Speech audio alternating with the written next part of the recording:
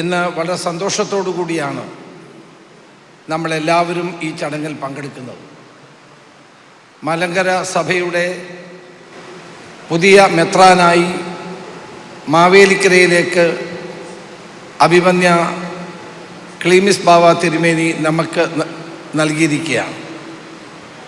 മാവേലിക്കര ഭദ്രാസനം പ്രശസ്തമായ നിലയിൽ ഇതിൻ്റെ പ്രവർത്തനങ്ങൾ കാഴ്ചവെച്ചുകൊണ്ടിരുന്ന ഇഗ്നാത്യോസ് തിരുമേനി സഭയുടെ നിയമങ്ങളനുസരിച്ച് 75 വയസ്സ് കഴിഞ്ഞാൽ റിട്ടയർ ചെയ്യണമെന്നുള്ള നിബന്ധന കൊണ്ട് അദ്ദേഹം റിട്ടയർ ചെയ്യുകയും കല്ലുമലയിൽ ഒരു സ്ഥാപനത്തിൽ വിശ്രമ ജീവിതം നയിക്കുകയും ചെയ്യുന്നു എന്നുള്ളതാണ് ഇന്നത്തെ യോഗത്തിൻ്റെ പ്രത്യേകത.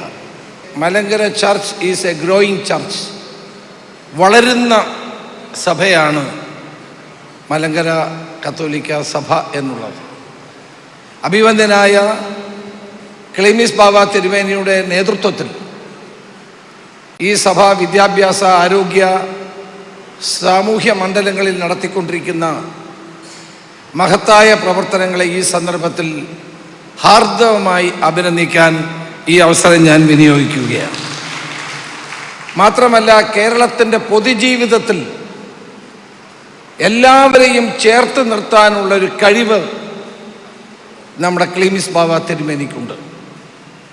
പല സാമൂഹ്യ പ്രശ്നങ്ങളും ഉണ്ടാകുമ്പോൾ അതിൽ ഇടപെടുകയും മതേതരത്വവും ജനാധിപത്യവും നിലനിർത്താൻ വേണ്ടിയിട്ടുള്ള വളരെ കഠിനമായ പരിശ്രമങ്ങൾ നടത്തി പ്രശ്നങ്ങൾക്ക് പരിഹാരമുണ്ടാക്കുന്ന കർദിനാൾ തിരുമേനി കേരളീയ സമൂഹത്തിന് തന്നെ ഒരു വലിയ മുതൽക്കൂട്ടാണ്. ഞാൻ അതിൻ്റെ വിശദാംശങ്ങളിലേക്ക് പോകുന്നില്ല, തന്നെയുമല്ല ദീർഘമായ പ്രസംഗത്തിനും പ്രസക്തിയില്ല. അപ്പോൾ നമ്മളെ സംബന്ധിച്ചിടത്തോളം കഴിഞ്ഞ കുറേ കാലങ്ങളായി മാവേലിക്കരയിൽ ഈ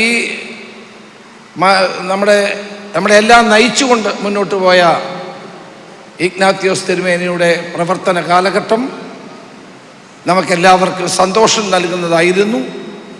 അദ്ദേഹം ഇനിയും മാവേലിക്കരയെയും നമ്മുടെ സമൂഹത്തെയും സേവനം നൽകാൻ സർവശക്തനായ ദൈവം അനുഗ്രഹിക്കട്ടെ എന്ന് ഞാൻ പ്രാർത്ഥിക്കുന്നു. പോളികാർപ്പസ് എന്നതിൻ്റെ അർത്ഥം ഫലസമൃദ്ധിയുള്ള ഒരു വൃക്ഷം എന്നുള്ളതാണ്. ഫലസമൃദ്ധിയുള്ള ഒരു വൃക്ഷം എത്ര മനോഹരമാണ്. ഫലങ്ങൾ നിറഞ്ഞു നിൽക്കുന്ന ഒരു വൃക്ഷത്തെ നമ്മൾ മനസ്സിലൊന്ന് ആലോചിച്ച് നോക്കുക. ആ ഫലസമൃദ്ധമായ വൃക്ഷത്തിൻ്റെ മറ്റൊരു പേരാണ് പോളികാർപ്പസ്.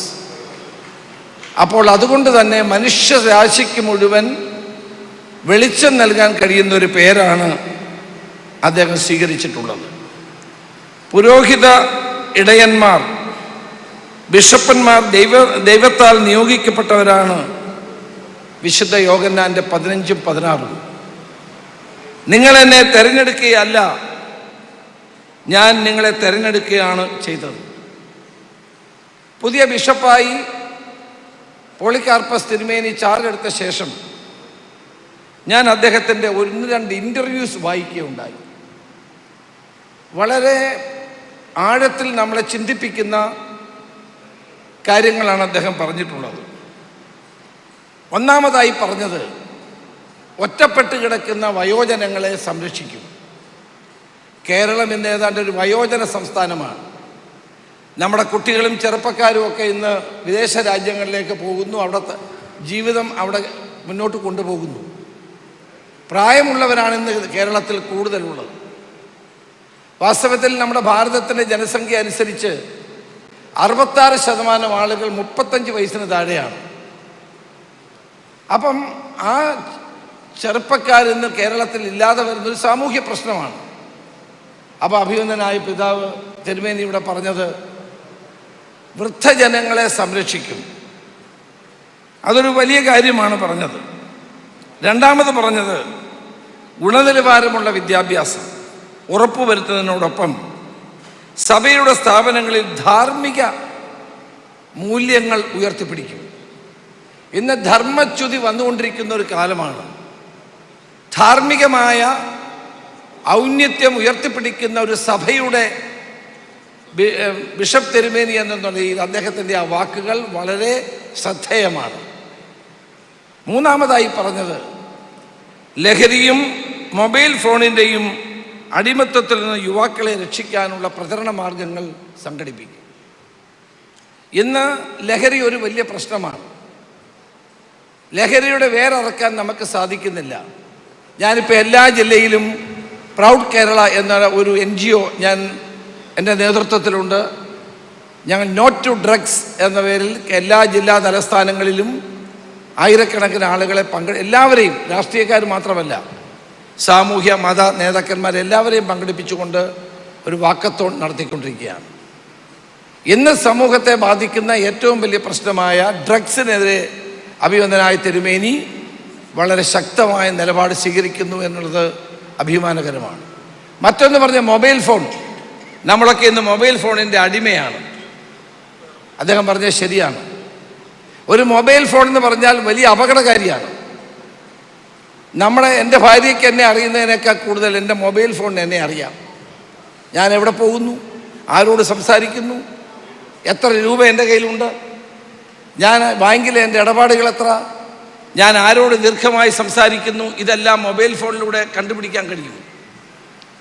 മാത്രമല്ല, ഈ അടുത്ത കാലത്ത് കൂടുതൽ സമയം നമ്മൾ മൊബൈലിൽ സംസാരിച്ചാൽ മെറ്റ എന്ന് പറയുന്ന ഒരു ഏജൻസി അത് അടുത്ത മണിക്കൂറിൽ തന്നെ ഇൻസ്റ്റാഗ്രാമിൽ അത് പകർത്തുകയാണ്.